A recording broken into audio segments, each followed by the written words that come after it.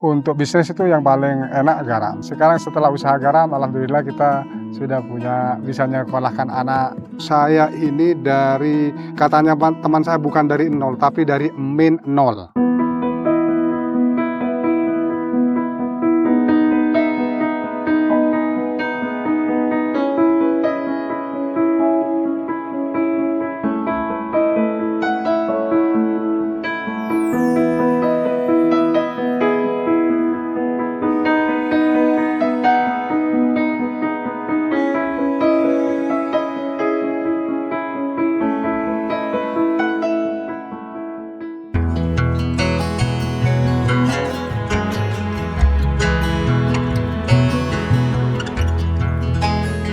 Nama saya Mas Dari. Lokasi saya di pinggir Papas. Saya sebagai pengepul garam dan juga petambak garam. Saya Haji Bunasra, di pinggir Papas. Saya bekerja sebagai pedagang juga sebagai petani garam.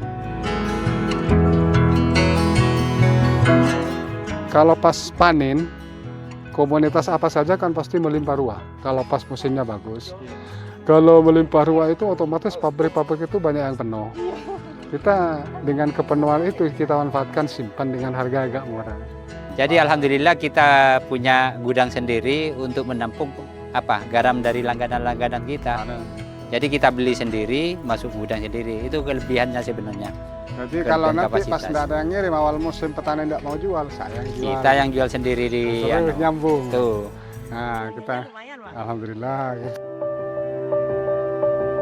Saya dulu kan orang pinggir Papas, termasuk Pak Haji itu tahu saya, Bu, keluarga saya. Itu saya orang yang paling miskin mungkin di desa kami. Orang yang paling miskin, satu hari makan, satu hari tidak makan. Saya dulu, waktu bujangan sampai kawin, alhamdulillah. Kan saya melantak, ngangkut garam, ngangkut seperti ini garam, tapi bukan sepeda motor. Kerjaan apa yang tidak dikerjakan saya? Saya sampai nangis kalau melihat kerjaan orang-orang, ya Allah, saya alhamdulillah bisa seperti ini gitu. Saya sudah mantang-mantang di Jakarta. Jakarta bukan kerja apa, ngoli loh, Bu. Saya kelas 4 SD berhenti, bukan karena nakal apa, karena ekonomi. Waktu dulu bapak saya kawin lagi, ibu saya di sana, kayak di sini sama istri mudanya. Tapi istri muda orang sana juga gitu, dibawa ke sini. Tadi adik saya yang cuma di sana gitu. Jadi namanya ekonominya kurang baik bapak saya dan kawin lagi. Jangankan memenuhi kebutuhan anaknya, memenuhi kebutuhan istrinya aja. Saya tetangga saya loh, Bu, ya. Kalau ada yang ngangkut air, saya disuruh loh, Pak. Disuruh, dikasih makan cuman. Suruh, kan dulu ngapur, ngecet, nggak suruh ngecet. Masih kecil kan, Bu, masih kecil ngecet. Ya aku cuma dikasih makan, seandainya dikasih makan saya diantarkan ke rumah, mungkin adik-adik saya bisa makan juga gitu. Minta apa saja, Bu, anak saya dituruti. Kenapa? Karena kemarin saya mau minta apa saja nggak bisa, karena jangankan minta itu, mau makan aja nggak ada ya minta itu gitu. Saya dari dulunya kan dari nguli, petani, sudah macam-macam namanya pekerja serabutan, Bu. Ya paling ya petani garam lah, ngangkutnya, tapi bukan petani yang ngangkut garamnya gitu. Terus setelah saya kawin tahun 93, ada mertua saudara adiknya bapak mertua punya tambak di Perenduan. Jadi saya suruh ngurus. Saya waktu itu dulu kerja di Banyuwangi, Bu. Saya dikerja di Banyuwangi. Terus dia bilang, sudah ndak usah kembali ke Banyuwangi aja, kamu ngurus garam saja, garam saya yang di Perenduan. Ya itu, saya ngurus 1 hari 2 truk, 3 truk saya kirim ke PT Garendo dulu, Bu. Tapi waktu itu masih penghasilannya menam sekali, keluarga kami ndak mau, dapatnya dagang garam kamu sedikit, enak kerja ngoli saja gitu. Karena waktu itu garam murah loh. Tapi saya rintis terus.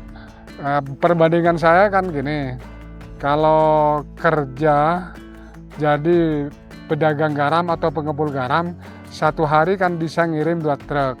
Mungkin waktu itu pekerja tahun 93 94 itu satu hari 15.000, 10.000 sampai 15 satu hari. Saya ngirim garam 2 truk bisa dapat 20.000 2 truk. Kan perbandingan saya, wah alhamdulillah ini bisa dapat kerjaannya orang 2 gitu. Jadi saya dari dulu nggak muluk-muluk bisa beli apa-apa, nggak bisa. Alhamdulillah bisa memenuhi kebutuhan hidup saya sudah alhamdulillah. Jadi ketimbang ngoli, saya lebih baik itu karena apa? Karena kalau ngoli itu satu hari itu bisa kemarin dulu tahun 93 94 satu hari cuma 10.000 sampai 16.000. Kalau saya ngirim garam itu satu hari bisa dapat 30.000 atau 20.000. Jadi kalau dapat 30.000 kan sudah kerjaannya orang berdua gitu. Itu berpikiran saya. Tapi setelah saya tekuni, alhamdulillah saya tekuni terus sampai sekarang sudah alhamdulillah ekonomi sudah. Saya dulu pernah gagal juga tahun 2000, Bu. Tahun 2000, waktu itu pas tidak ada garam, saya beli waktu itu tidak ada garam, terus ada garam, PT Garam waktu itu ngambil garam sisa-sisa. Ada yang beli di pabrik sana di Jombang, Bu. Saya kirim ke sana, terus tidak punya modal saya pinjam ke orang-orang. Waktu tahun 2000, setelah mau diproduksi diminta uangnya, garamnya di dalam karung itu bukan isi garam tapi isi batu. Wah, saya satu keluarga ke sana, ke pabrik Jombang itu selama 1 bulan, milih itu, Bu. Milih batunya? Milih batunya, satu keluarga saya. Kakak saya, ponakan saya 2, adik saya. Jadi 5 orang, saya 1 bulan penuh ada di pabrik itu milih garam supaya bisa jadi uang garam itu. Jadi orang lagi ke rumah banyak sekali, istri saya gimana ini saya ditagih orang gitu. Tahun 2000 loh, Bu. Gimana kalau ada orang lagi uang, aduh gimana ini gitu. Terus alhamdulillah habis itu ada yang nolong sedikit-sedikit. Wah, ya alhamdulillah sampai sekarang. Tahun 2000 saya dulu pernah gagal. Karena lokasinya di sini di pinggir Wapas ini, utamanya di pinggir Wapas desa kami, kalau untuk bisnis itu yang paling enak garam. Jadi saya bertahan di garam karena sudah tahu hasilnya gimana gitu. Jadi kalau garam itu gagalnya dalam 10 tahun paling enggak 1 tahun yang gagal. 9 tahunnya yang enggak gitu. Dari gagal dan tidak gagal lebih banyak yang tidak gagal. Makanya kita harus bertahan. Makanya sampai harus ada penerusnya, karena ketahuan kan gini, Bu. Kenapa harus ada penerusnya? Karena memang dari koli, setelah saya usaha garam bisa punya gudang, kan berarti sudah ada kemajuan kan gitu. Karena dulunya tidak punya gudang, tidak punya apa-apa. Sekarang setelah usaha garam, alhamdulillah kita sudah bisa menyekolahkan anak. Kita kan dari orang tua memang petani garam. Dan kita tidak punya tambak sama sekali. Waktu itu kita masih kerja punya orang, tambak punya orang. Jadi kita dapat bagian aja, bagian hasilnya sekitar 1 bagian. Antara dari 3 bagian, 1 bagian untuk saya, 2 bagian untuk mereka yang punya tanah. Dan saya selalu berpikir dalam hati, mudah-mudahan saya ada rezeki, nanti mudah-mudahan ada bisa kuat untuk beli tambak sendiri, jadi punya lahan sendiri. Ya alhamdulillah, dengan sedikit demi sedikit kita udah agak ada rezeki kita kumpulkan sampai sekarang lumayan, alhamdulillah udah punya sertifikat dan sebagian juga ada kontrak sama punya orang lain. Gitu aja, Bu. Kalau masalah gagal itu biasa itu, Bu. Kadang-kadang kalau saya pribadi kan ngirimnya pakai perahu ya. Itu sudah berapa kali kita tenggelam perahu itu. Iya, tenggelam. Bahkan saya pernah rugi besar waktu itu sekitar tahun berapa ya? Tahun 2019. Tahun 2019 itu waktu itu kan ada COVID. Harga waktu itu sebelum tahun 19, tahun 18 masih tinggi. Kita nimbun sebanyak-banyaknya di gudang itu. Kelebihan produksi. Kita timbun di gudang. Habis itu tahun 19 ada COVID. Ya nggak laku garam. Nggak ada yang beli. Pabrik tutup semua. Itu yang kita itu lumayan banyak ruginya kita. Kalau saya di garam ini kayaknya nggak bisa lepas kayaknya Ibu. Karena apa? Kita sudah kayak apa? Menjiwai udah satu jiwa sama garam ini. Dari kecil sampai sekarang bergelutnya di garam terus ini Ibu. Jadi apa namanya? Kita tidur masih ikat di garam juga.